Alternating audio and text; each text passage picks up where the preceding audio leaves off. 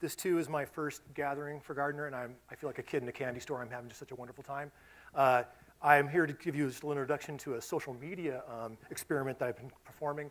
And in the spirit of Gardner and his amazing ability to popularize things that maybe people wouldn't have thought would have sold, like math and science, I want to kind of share my endeavor kind of using this popular platform called Instagram. Now, a little bit about me. I used to build and operate particle detectors for many years. I was part of a team that helped discover the top quark. I've been teaching physics, and my passion actually, though, is to teach critical thinking, rational skepticism, and for the last 13, 14 years, I've been helping produce skeptical conferences, mostly in Las Vegas for James Randi, and now with Barry Carr for SciCon. Hope to see you there in October. So that's me as a grad student, and I don't want to talk about any of that. I want to talk to you about toys. Okay, so toys, and this is one of the first toys I collected, but it turns out add 30 years and things have gotten a little out of hand.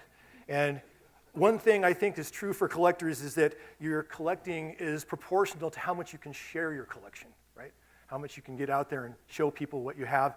And so I've turned all these objects that would probably never see the light of day outside my home and subject to my stepdaughters and such, I turned them into 1 minute or less videos, and I'm publishing them on the social platform of Instagram. So a few things, I've been posting daily since October 2015.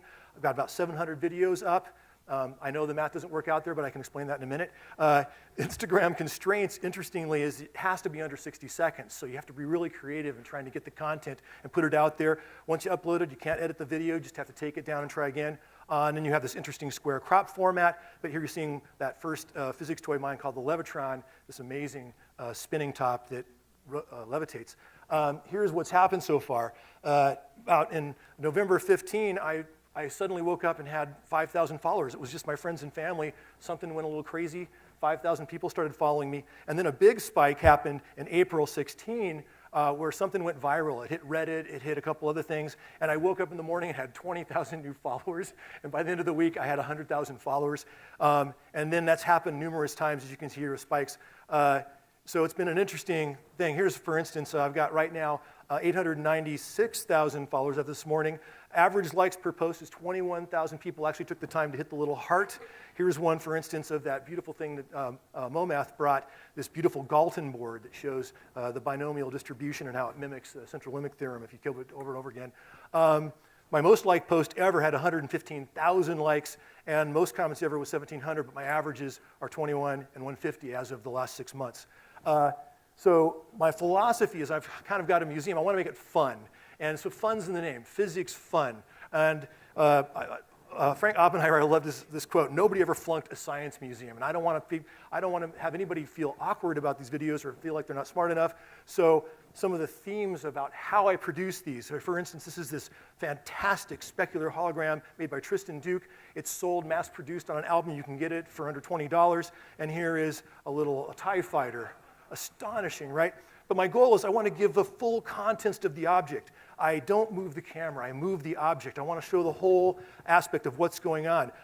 If I do want to do a close-up, I use a cut and a fade. Really important is good lighting, but other than that, I use my iPhone for all my videos. Now captions. Instagram's a visual media, and these things have been explained extraordinarily well by Martin Gardner and other places on the web, Wikipedia. So my philosophy there is to be concise, up to 4 sentences, incorporate as many keywords and concepts as possible, such that if they just do a Google search on a handful of those words, it will pop up the Wikipedia page. And I test it out with my captions, make sure that it leads them to the search results that I want. Then I post that. The goal, as I said, any search engine will pop up the detailed info on any source, and I make sure that that works. Of course, I'm inspired by Gardner. But my collection, many objects I found by combing through his numerous literature. Here are just 3 that are inspired. The middle one there, slow motion of Newton's first laws. You yank the ring out, you'll see that that nail just goes right into the bottle. Takes a very nice bounce, by the way. Look at that. And if you watch the video, the sound actually is beautiful. It sounds like a gong going off in slow motion. So you get slow motion video and sound. A couple interesting things that I didn't have any idea about. This is in half-hour increments how fast the likes go away. So you get most of your likes right at the beginning, but some of mine have tails that go on for days, and that's where I get some of these big ones. This is an interesting thing that happened, sometimes little surprises. So this is just analytics for the last 3 months. You can see, interestingly, you can't take it too hard. I lose 600 followers a day, but I gain over 1,000, so my net gain is over 500 a day. But you see a little spike that happened here just a few weeks ago, and it turns out, what was that spike due to? It turns out Elon Musk, who only follows 39 other people, started following me. That was crazy, right? And so I got a little boost there. But what I'm more impressed with is that I was just talking to a young lady who was in high school, as her G4G, and I asked her if she knew about my Instagram account. She didn't. And so she looked me up, and when she liked me, she found out that 5 of her friends were already following me. And that is more important than Elon Musk, quite frankly, for me. This is what is going to be in your gift exchange. It's a little physics toy of my creation. I call it a Spirum Sidereus. It looks like this in your bag.